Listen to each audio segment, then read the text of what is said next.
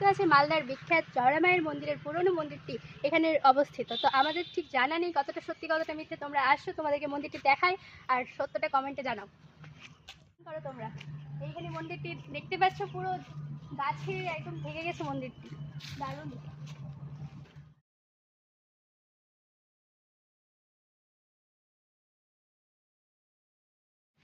কথিত আছে যে প্রায় 500 বছর আগে মন্দিরটিতে পুজো করা হতো, এখন আর পুজো করা হয় না, এখন মন্দিরটি এইভাবেই রয়েছে। তো চলো এই মন্দিরের আসল রহস্য কি আছে এই এলাকারই একটি মহিলার সাথে আমরা কথা বলে জিজ্ঞেস করে নিই। যখন জন্ম হয়নি তখন না, তার আগে থেকেই আছে। জন্মের আগে থেকে আপনাদের? হ্যাঁ, প্রায় 500 বছর আগে। 5-6 বছর, তার কত বছর আগে থেকে দেখতে পেতাম না পুজো হতো আগে।